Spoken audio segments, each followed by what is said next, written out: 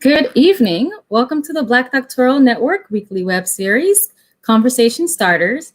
I'm your moderator, Fese Longe, and I'm thrilled that you could join us for another wonderful topic entitled Promoting Health Education in the Academy. Tonight, we have some phenomenal expert scholars that will join us to discuss and provide their insights surrounding this topic. The first panelist joining us this evening is Dr. Kim Brown, who has her doctorate in business administration and quality systems management, specializing in health systems. She's a senior regulatory advisor in therapeutics for the U.S. Army Department of Defense, Joint Program Executive Office for Chemical, Biological, Radiological, and Nuclear Defense, with over 25 years of experience guiding business process improvement through biomedical services, public health, advanced drug development, telemedicine, and telehealth initiatives, also specializing in regulatory compliant industries. I welcome you, Dr. Brown. Thank you. I appreciate that. Dr. Brown Jackson would be great. No worries. Thank you, Dr. Brown Jackson. All right. The second panelist joining us this evening is Dr. Chanel Tolson, who is a cell molecular biologist working in human health and toxicology. Her research interests include promoting STEM among Black girls, as well as bridging health literacy gaps in the local community and within the diaspora, promoting empowerment by eliminating their need to rely on the paternalistic relationships with NGOs and other agencies for medical and health needs. I welcome you, Dr. Tolson. Hello, hello, hello. Thank you for having me tonight. All right. Well, I want to go ahead and jump right in because I can already tell, is going to be a wonderful discussion. So the first question that I have for you all is, how would you describe the relationship between health and academic achievement? Dr. Tolson. The relationship between health and academic achievement, in my own words, would be best described as the ability to move through or matriculate through your program stress-free, which we all know is not something that happens on the regular. If you are a graduate student currently, past, present, or future, we all know that grad school is anything but stress-free. So if you are a future grad student, embrace that struggle. Okay, it's definitely stressful, but I think that the way that health and being healthy overall, because in public health, it's ingrained upon us, the WHO's definition. Being a healthy individual is not just not being sick, right? So being a healthy individual is having a full spectrum of health. Your mind is healthy, your body is healthy, your family is healthy, your environment is healthy. You have access to clean water, healthy foods, not living in a food desert or a food swamp, access to a great education, being able to get a job to provide for yourself. These are all the things that contribute to being a healthy individual, right? And so when you're in grad school, having access to all those things is critical to being able to matriculate successfully. And so one of the things that I think people take for granted is having a healthy mindset and being able to move through without having so many other distractions going on in your life, being able to move through the process, maybe without having to work full time, maybe without even having to work part time and provide for yourself or for the family, or making sure that you can afford the books for school, make sure you can afford the housing for school. There's so many things that contribute to us being healthy individuals. So I think that if we can, and please hop in, Dr. Brown, if you agree or disagree or we're on the same page with that. I think if we can mitigate some things that will be negative to those experiences, then we can improve the quality of health in our students in graduate studies. I couldn't echo your sentiments any more than that.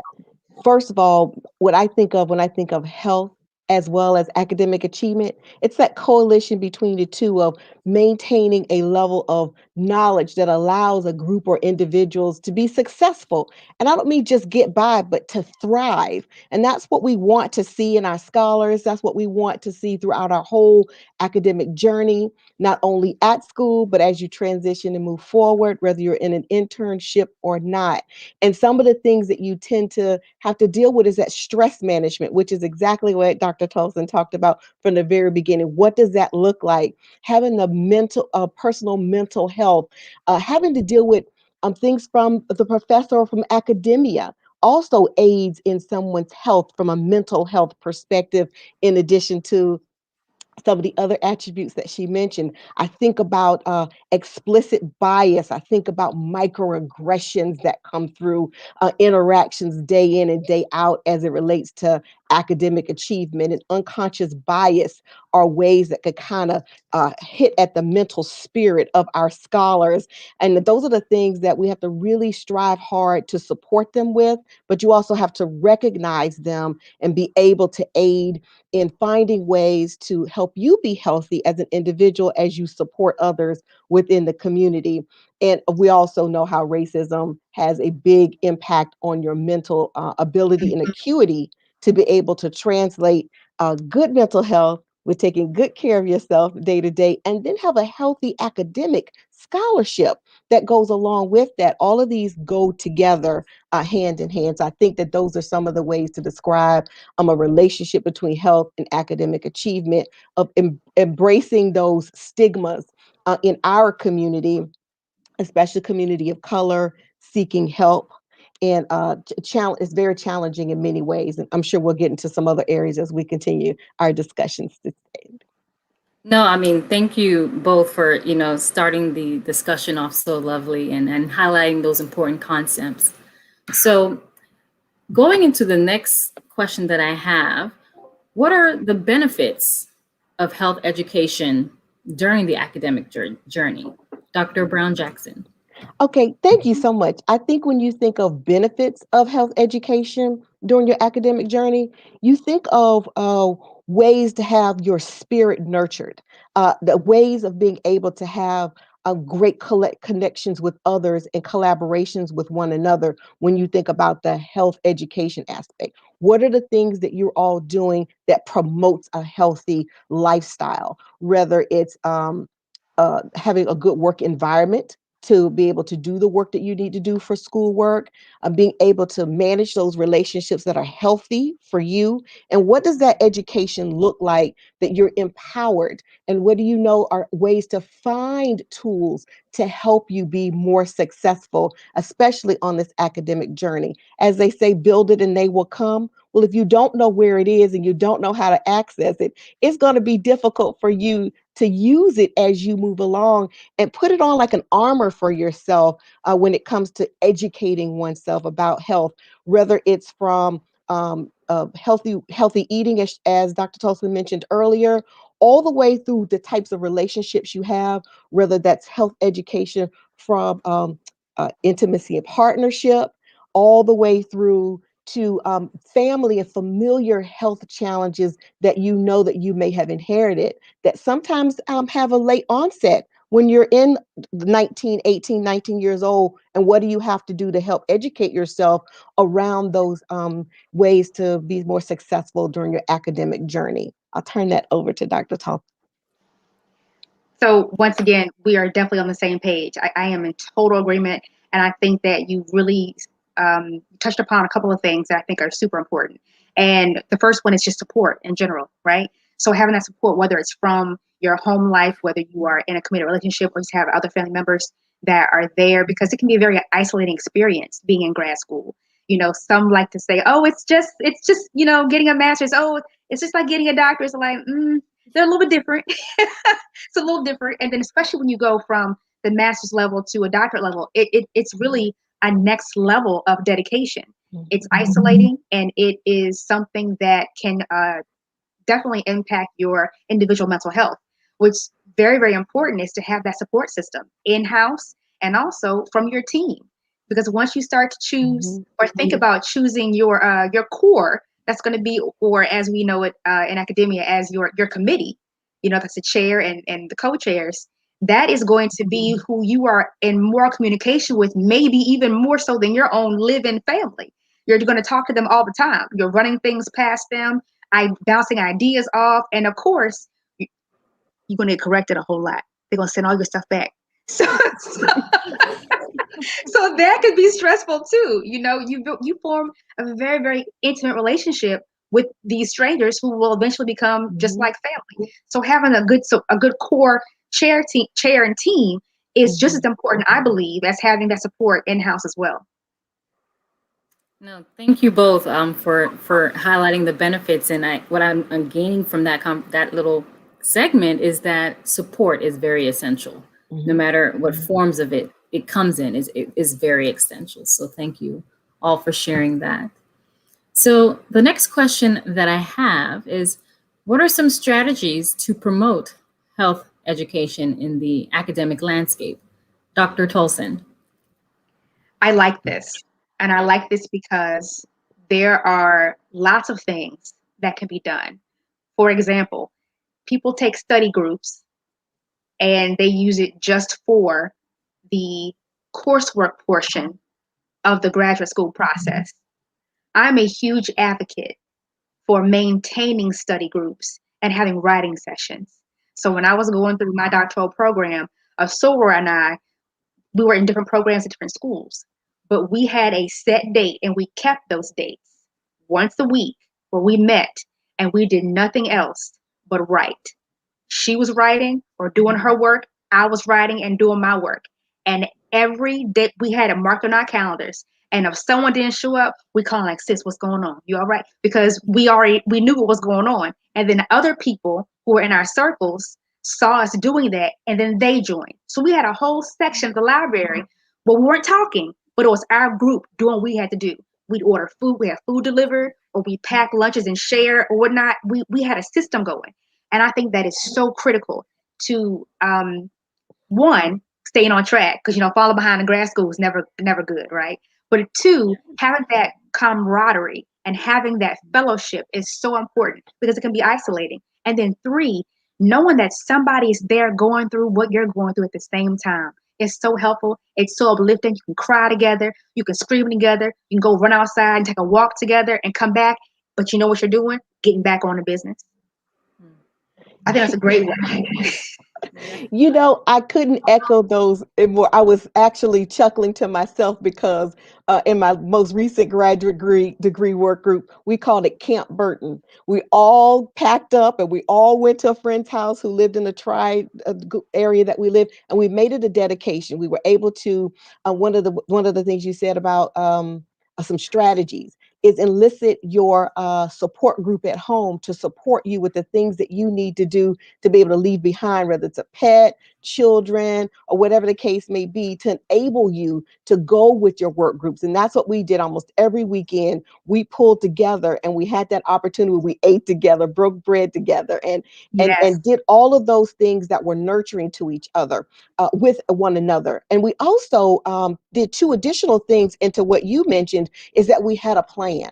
We actually put it up on a workboard. And I do mean like a whiteboard, flip chart, easel, whatever that might be, where you visibly see what are the things you need to accomplish or the goals you want to accomplish, not only for that week, but also for the next several weeks and the next several months, so that you can stay on task with a plan and you're able to check that off. Gives you such a great feeling of accomplishment. And that really does help lift from promoting a health stance, a healthy mindset, and having small milestones along the way. The school already sets great academic milestones for you. So those are the kind of big things that you don't have to worry about as much, but it's getting there inch by inch. So I say a plan. Also, like I said at the beginning, having your family and support group that are able to help you be able to untangle and free yourself to be free, so you don't have those excuses of not being able to go and stay committed on target with that. And I probably say the third thing that is most important is plan your nutrition. It is so easy not to eat well. It's so easy not to exercise and take those deep breaths breaks. Plan that in your time when you're at your what I call my Camp Burton. We've had times to plan to get out and actually walk around the block to free your Mm-hmm. mind. And then we were able to bounce off our ideas with one another. One person in your work group may be very strong at organizing. Another person in your work group may be very good at researching. You yourself may be excellent at reviewing and catching anomalies in prose and in context. Utilize the skills of those that you have around each other to not only strengthen your core, but to also be a gap, a stopgap to help you not have to turn in your paper or work that is subpar, not sufficient to what you need. So you don't get all those red marks coming back to you and that you're not ready to move to Mm-hmm. the next gate. All of those are great strategies to promote your health education along the way. Bessie, can we stay You here just got- a little bit longer? Because Yes. yes, Dr. go Brown ahead. Jackson, Definitely. Dr. Brown Jackson said something that I want to speak to that I think is super important. So the first thing she said was that even having support or having someone watch your pets or whatnot, I think this is also something that's important too because in the program that my girlfriend was in, she had these internships where she needed to travel to go for a specific amount of time to do some research or complete some coursework or classes or whatever it was for an extended period of time in order to fulfill the requirements of her program. Well, my girlfriend has birds, and birds are very sensitive. You can't just leave them for someone has to be there every day, mostly, right? And so simple things. She was like, Chanel, listen, I need you to go to my house and make sure, Tweety and all them, that's okay, right? So I would go every day, but just having someone in her corner who was able to do that, I lived close enough to do that, to be able to do that, that takes one more thing off of her table, her plate that she has to worry about. Like, oh my goodness, I can't because my pets. That's one thing.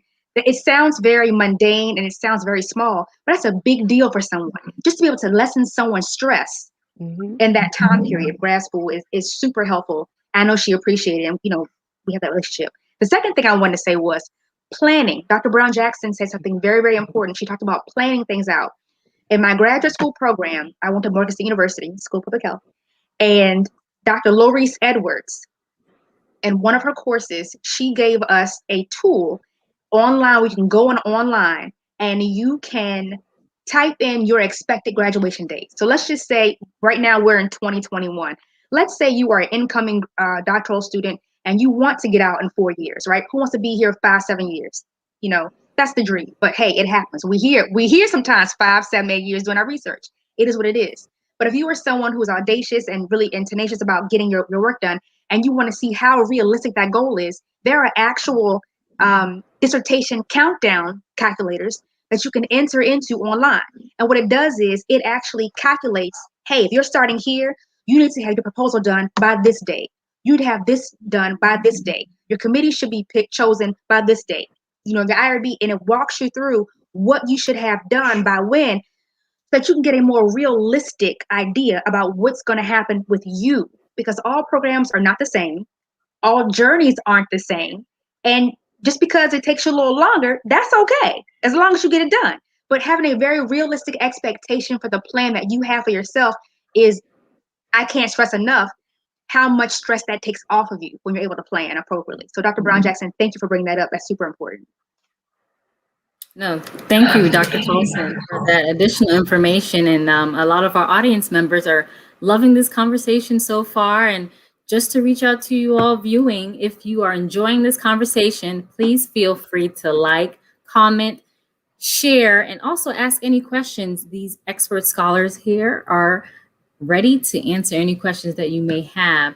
But I just wanted to say thank you both for providing those strategies, because I think a lot of times students get lost in the whole trajectory and all of the distractions that Mm-hmm. come along with the experience. So I really Mm-hmm. appreciate that. So the next question that I have, as we look into more of the social aspect of health education, is how significant is health education during the COVID-19 pandemic? Dr. Brown Jackson. Oh, I'm so glad you asked that question because it's very timely and it's something that we shouldn't take for granted. Not every person is able to cope with the isolation that has come with the pandemic. Not everyone is able to grasp the concept of what it means to stay very vigilant and healthy during this period in time. And third of all, not everybody understands where to get very positive and appropriate information that's not a run of the mill or full of conspiracy theories or things of that nature. It's being very knowledgeable and in the know using credible sources, just like you would in your research. Credible resources are very important. So when it comes to health education during this pandemic, most of you may not know that, or when she mentioned that I am the senior regulatory advisor for therapeutics, I'm actually working on COVID.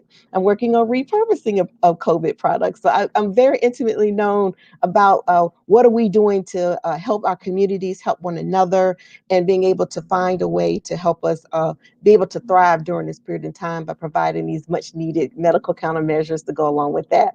So health education during this time is critical. I can't tell you how many times I get people asking me, not only for their students, but also for themselves, of how is it real?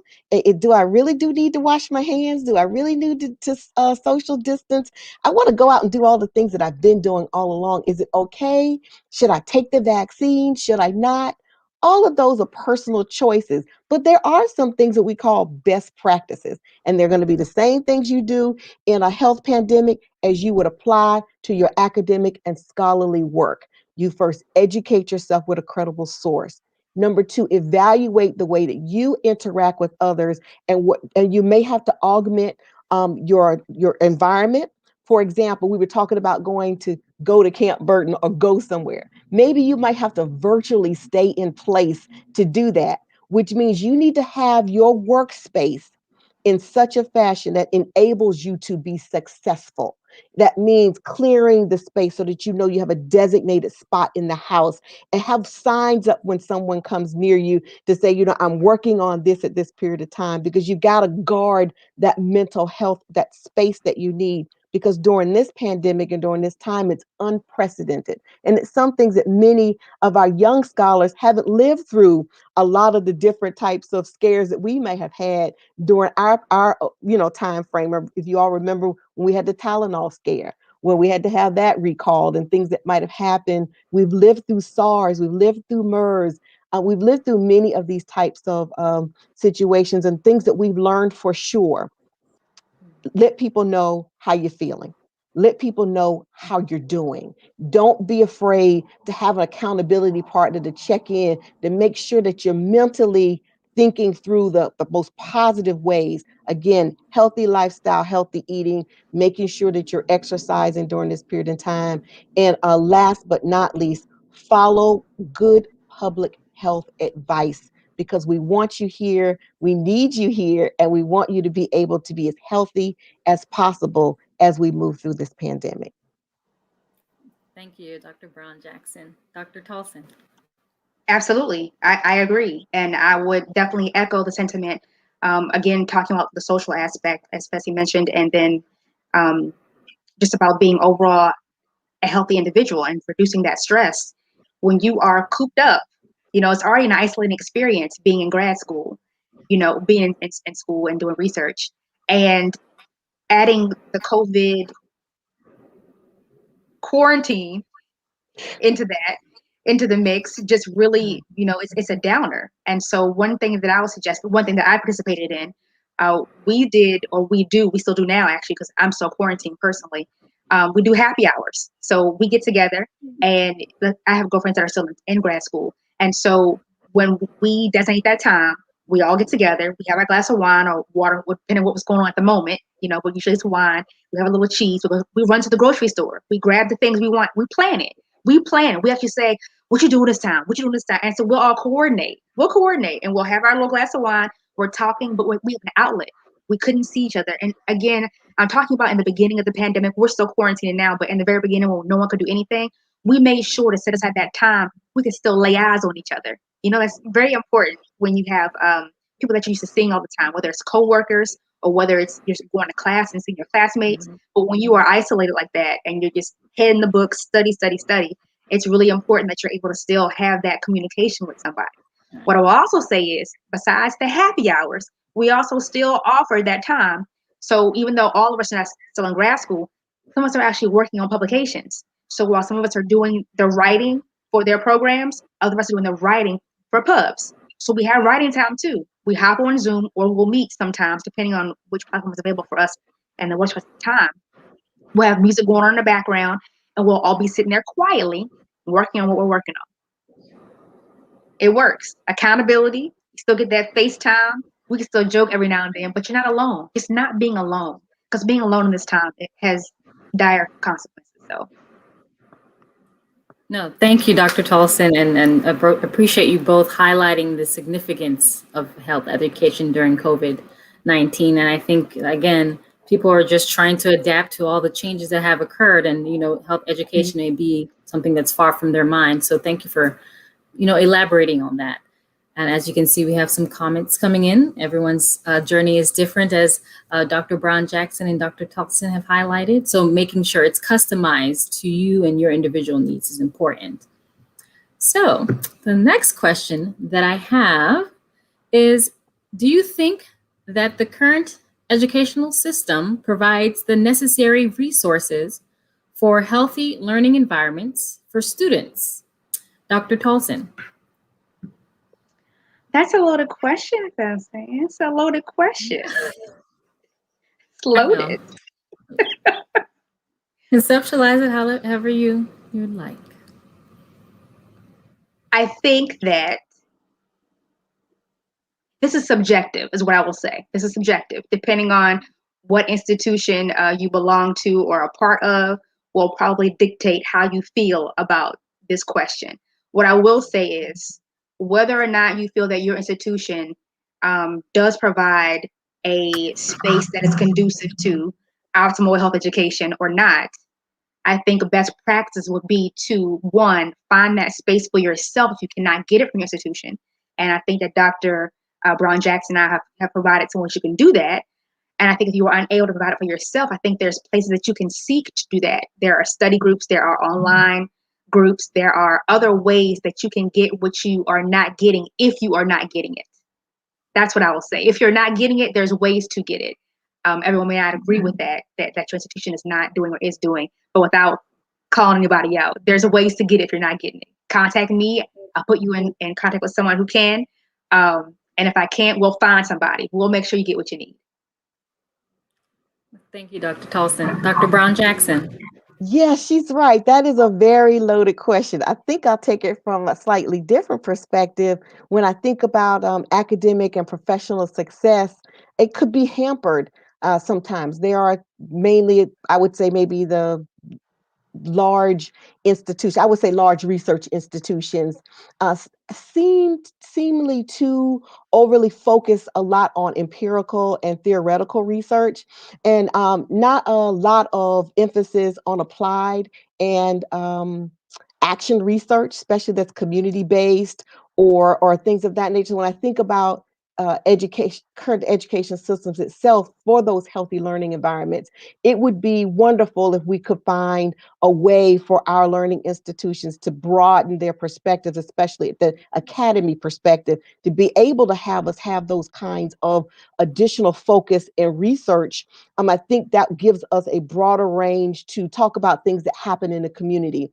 And it's a great way to talk about your enhanced scholarship and civic responsibility as you engage in communities. And I can see that very important, as very important for our communities of color, as well as in the research that we're spreading out. It's a lot more types of methodologies that our scholars could look towards if that portion was expanded so that you could do more ethnography or phenomenological or things of that nature. That can add to having a more healthy learning environments as well. So I just think that kind of feeding your spirit as you work towards your source of what you want to do for your educational pursuits is also another way to think about what the education system itself doesn't necessarily provide for those resources to be able to have you be able to feel healthy and empowered about what you're doing for your scholarship. It's a little different take. Thank you. No. Your takes were spot on. And again, I appreciate the insight. I wanted to put this question forth because a lot of graduate students, they do go through their journey and may not have access to a lot of things. So I really appreciate you all sharing that insight. So the next question that I have is, how significant are collaborations between academic leadership, local organizations, or other stakeholders in health promotion in academia? Dr. Brown Jackson. Well, I'll take that from the last part of what I said for the last question, where it talks about engaged scholarship and civic responsibility. And what do I mean by that? That's when you have the opportunity of have the academy work with or expand the research that we're doing towards local organizations, whether it's civic, whether it is educational, outside of just what we do day to day, maybe a public health perspective, other stakeholders that are in the community, whether it's at a state or federal level. I think that there's an opportunity for all of these agencies, so to speak, to get together and look at multiple sides of any one particular health attribute or health issue or disparity, because not only are they the recipient of the services, but they also should be part of the very beginning planning, so that at the very end of the day, the individuals that are impacted by the work and research that we do get a full breadth of access and resources that are open to them. And I think that's very important. Also, that opens the door for diversity, equity, and inclusion. I think it's very important that we triangulate that, whether it's academic leadership from a dean's perspective or the administration, reaching out to the local community and also providing opportunities for our scholars to have those kind of internships, not only at the end of their schooling, but also at the beginning and throughout, so they can follow a full life cycle of what something may be working through, so that they're very well prepared at the end of their schooling, at the end of that first level or the middle level. I think that's very important when we have that strong collaboration. I think it's very significant. And there's been a lot of research surging in the past 3, 4, 5 years in enhanced scholarship and engaged civil responsibility as it relates to engaging the community. No, thank you, Dr. Brown Jackson. And Dr. Tolson. I think that these kinds of collaborations are hugely significant. And I'll use the Black Doctoral Network as a shining example. Look at us here. We're having these conversation starter series. And I'm looking at myself. I am a scientist. I also work in public health. I'm also an academic. So I'm hitting the triangulation for that is like, but to be here and have these conversations, we're including academic leadership in this conversation, local organizations like the Black PhD Network, and other stakeholders, health promotion, and all of that is combined in this very conversation. So I think it's one, a very strategic move to do things like this. Two, I think it's super important to have people like myself who may not be teaching full-time. I'm a part-time academic, so I'm adjunct faculty and full-time scientist. Having someone like myself, having someone like Dr. Brown Jackson coming to speak at these kinds of engagements and have these conversations is very important. And I think that we have to also tie in, it's not just talking about health promotion in the effect of wearing COVID, washing our hands, wearing masks, etc., which that is still super important. I do those things too. But having these conversations talking about the well-being and health of the entire person, of the individual, is also very, very important. And I think this is a very clear example of how significant these conversations and collaborations are. No, thank you. Thank you, Dr. Tolson. Thank you both for answering that question so wonderfully. And I just want to say thank you just for taking time out this evening just to sit here and have this conversation. And we have a lot of audience engagement, a lot of wonderful comments that have been coming in as showing that people are really understanding how significant health education is. So definitely, I thank you. So that concludes the questions that I have. But I have one more question to ask you both before we go. How has your affiliation with the Black Doctoral Network helped to enhance you personally and or professionally? Dr. Tolson. Well, I kind of touched on that a little bit just now, but since joining the Black Doctoral Network, and I joined as a student, since joining the network, I've been able to be put in contact with lots of people who are not just in academia, but also some of them are in the sciences, some of them are working in other fields, but we're all working together collaboratively to make sure we can reach out to other doctoral students who happen to be Black. And I think that's wonderful. I've enjoyed meeting so many different people. I've enjoyed moderating some of the discussions that we've been having. And I really enjoy being able to help somebody else who is where I used to be. So I think that being a part of the program, of the network itself, has been very rewarding, very rewarding. I'm really loving the experience, and I hope that other students who joined as students in the network, once you graduate, that you come back and join too, and stay as a post grad and help out when you can. It's a great network to be a part of, and it's been very rewarding. I look forward to what's to come.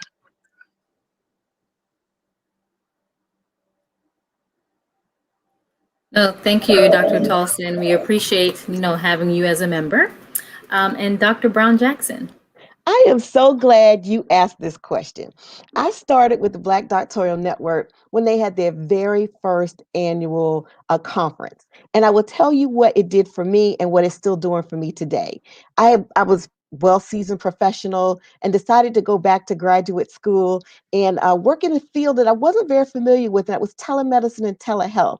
And I had an opportunity to present as a student. And I didn't know if anyone would be in the audience who was an expert. I didn't know what types of questions I would receive. And I don't have a problem with public health. I mean, public speaking. I love doing that and I love meeting new people. But when it comes to something so personal as the research and work that you're doing as a graduate student, it was a little unnerving. But when I got there, I looked out in the audience and it was just a wonderful, warm embrace. And it gave me an opportunity to meet other scholars that were also pursuing the areas of telemedicine and telehealth. And I was able to forge a fantastic relationship with them. We went on to be writing partners. We've been able to help find each other adjunct and working professional opportunities, being able to work in certifications and just pushing each other together. And subsequently, it spurred me to want to come more and more and more to each one of the Black Doctoral Network events. And I have been enriched immensely. Just like Dr. Tolson said, being able to give back what you've learned, share your journey so that others don't feel that they are alone, no matter where they start, whether they're newly out of school or still pursuing a career and deciding to enhance that with a doctoral degree, a master's degree. It doesn't matter at that point of where you started your stage. The Black Doctoral Network is an opportunity for you and for me, I would say personally, to come back and challenge yourself to see how well you are progressing, but also to find a warm, supportive environment and just to watch where we've come so far as part of the network with these conversation starters, Meet Black Scholars, where you have opportunities to see others who are pursuing and excelling in the areas that you may be pursuing or you wish to have a degree area. I think it is fantastic because oftentimes if you don't see it, it's hard to dream. It's hard to believe that it's doable, but you have someone, I can guarantee you, no matter what the degree area is, that is part of this Black Doctoral Network. So you have an avenue to meet someone new to help you with your academic pursuits as well as your professional ones and to find great friendship along the way. I'm tremendously nourished by this particular organization and the network, and I'm thrilled that my dissertation chair, Dr. Daryl Norman, actually asked us and pushed us to come to do this year in year out, and now it's part of my goal to always support the Black Doctoral Network, and I encourage you all to do the same. Well, thank you, Dr. Brown Jackson, for those kind words. And we appreciate both of your contributions and your ongoing support with BDN. And we just, again, I thank you so much for joining me this evening and enlightening our audience, BDN members. But one more thing before we go, I would like you all to share a bit of your contact information. So a lot of our audience members who have any additional questions or would like to connect with you can do so. Dr. Brown Jackson. So you can find me in our professional aspects at linkedin.com/IN Kim L. Brown Jackson. I love for you to come in and have a discussion, share something that inspires you, share additional research, and let's find a way to collaborate. It's been fortunate that working with the Black Doctoral Network, I was actually one of the number 4 person to do the conversation, was it Black Doctors Talk. And I had an opportunity through LinkedIn to meet a wide variety of individuals that I'm coaching today. So it's an opportunity for us to connect right there. So I look forward to seeing you. Thank you. And Dr. Tolson. So I'm actually typically I do SciComm. That's short for science communication. So when people see me, it's usually on Instagram at the Public Health Bay or on Twitter, G_protein, because I do science communication.